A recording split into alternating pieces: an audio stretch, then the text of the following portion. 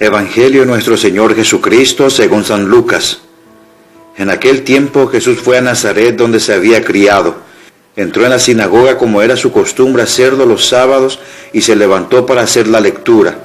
Se le dio el volumen del profeta Isaías, lo desenrolló y encontró el pasaje en que estaba escrito: El Espíritu del Señor está sobre mí, porque me ha ungido para llevar a los pobres la buena nueva, para anunciar la liberación a los cautivos y la curación a los ciegos, para dar libertad a los oprimidos y proclamar el año de gracia del Señor.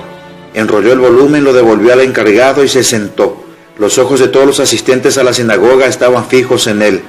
Entonces comenzó a hablar diciendo: Hoy mismo se ha cumplido este pasaje de la Escritura que ustedes acaban de oír. Todos le daban su aprobación y admiraban la sabiduría de las palabras que salían de sus labios, y se preguntaban: ¿No es este el hijo de José?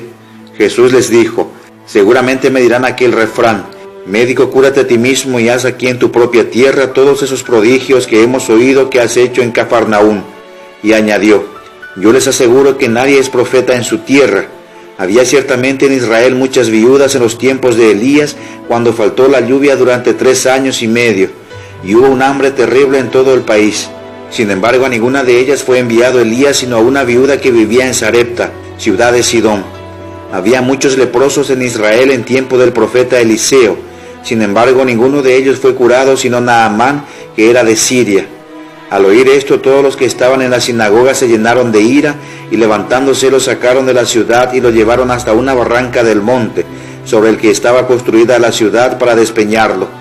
Pero él, pasando por en medio de ellos, se alejó de allí. Palabra del Señor.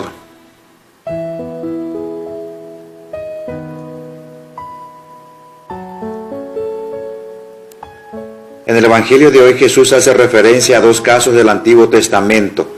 En ellos se manifiesta que Dios favorece a los miembros de otros pueblos distintos de Israel.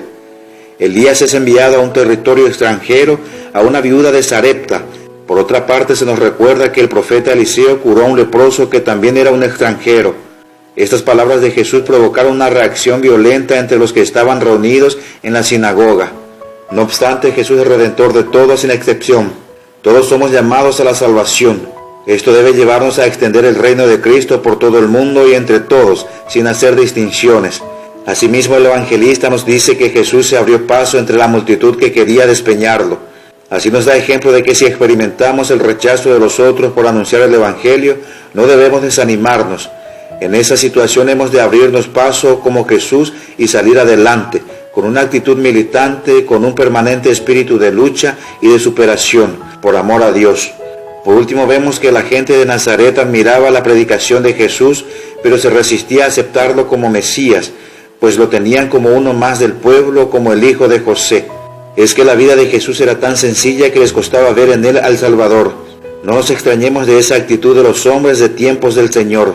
Lo mismo nos puede pasar a nosotros cuando nos resistimos a descubrir la presencia de Dios en lo cotidiano y en lo sencillo de nuestra vida. Amén. Que la bendición de Dios Todopoderoso, del Padre, Hijo y Espíritu Santo, descienda sobre ustedes y permanezca para siempre.